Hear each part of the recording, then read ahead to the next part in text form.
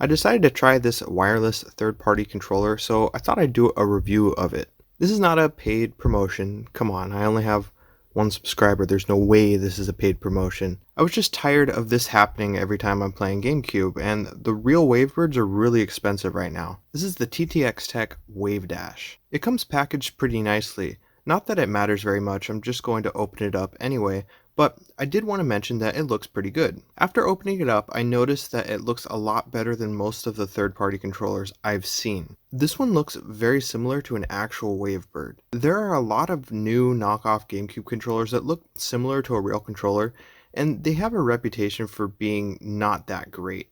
Now, some may assume that this is just a rebranded one of those, but that doesn't seem to be true. However, it does seem to be a rebranding of a different controller called the Falcon GC. This one feels a lot less cheap and it has a decent weight to it, especially after you put the batteries in. I would say it might just be a little bit lighter than a real Wavebird. The first thing that I noticed right away is that the sticks are pretty stiff. Some people may not mind this, and I think I actually like it, but if you're looking for the original experience, this could be a problem. Visually, it looks pretty good. It doesn't look cheap. Besides the TTXTech logo, it mostly looks like a Wavebird. The biggest difference between this controller and a real Wavebird is that it doesn't have the dial to change the channel, meaning you can only use one of these controllers at the same time. That is by far the biggest downside to this controller. This was definitely made to look like a platinum Wavebird, and it looks pretty good, but I did notice a few visual flaws.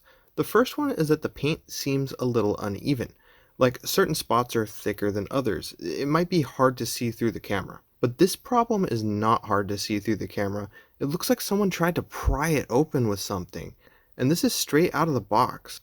I guess it's not a big deal, but it's something you might want to be aware of if you're going to buy this. As usual, the buttons are really clicky. I don't know why every single third-party controller seems to have this problem. I mean, the real GameCube controller is definitely a pretty noisy controller, but these third-party controllers are even louder, and this is no exception. So this controller is held together with Phillips head screws, not tri-wing. So if you want to open this up for some reason, you can actually do that a lot easier than you could with a normal controller. But yeah, overall, it looks like a decent product. Now let's pop in some batteries and test this out on some games. Let's start with Wind Waker. The first thing I noticed is that you can feel this little texture part while you're playing. It doesn't bother me, but it's definitely different. Gameplay-wise, the first thing I noticed is that the sticks are indeed a lot stiffer. After a few moments, I got used to it, but this is definitely something you should consider before you buy. Also, I can't let this slide.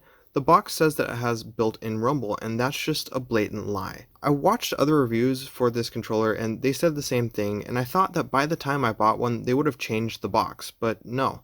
It says right here that there's built-in rumble and there's no rumble. I mean, it's not a big deal. The regular Wavebird never had rumble, but this is just false advertisement and you should be aware of this. If you can get past all that, it feels just fine. It really does feel a lot like a Wavebird.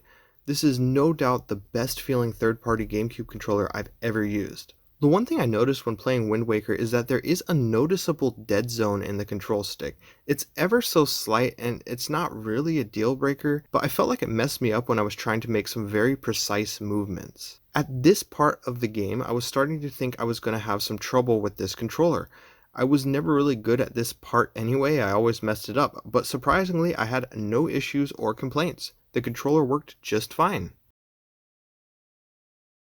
Next, let's try a different game, Star Fox Assault. I picked this game because there's a lot of rapid button pressing, so I can really showcase the clicking problem. Really, this is just a minor problem, but it's something you should know about this controller. Maybe it'll annoy you, maybe it won't. The other thing about this game is that you need to aim a lot with the C-stick and the control stick. Again, like that part in Wind Waker, I was expecting to have trouble, but it ended up being perfectly fine. The only issues I had with aiming were issues that I already have with this particular game itself. But the ultimate test is Super Smash Bros. Melee. Okay, this is a bit of an unfair test. If you want to play Melee, I only recommend a first-party wired controller, just because this game is so fast and so competitive, but I figured I would try it and see how it is. And yeah, it's not great for Melee, but it's actually a lot better than I thought it would be. I definitely felt a delay, but I think this might have been an issue with the regular Wavebird also. The game is just so fast and every frame counts for some people. Even a fraction of a second of a delay can really mess you up when you're playing Melee.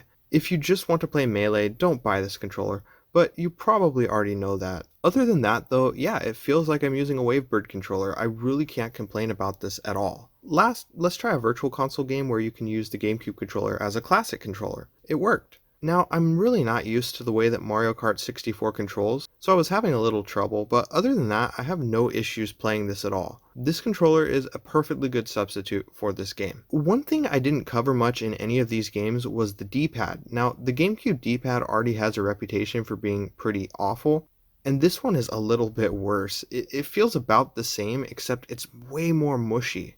So this might not be the best controller if you want to play on like the Game Boy player, for example. But overall, this is a very, very good third-party controller. For $20, if you're going to go third-party, this is a great choice.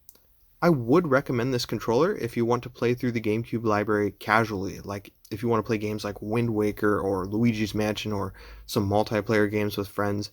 This is a good casual controller. This would also make a good backup controller for when friends come over.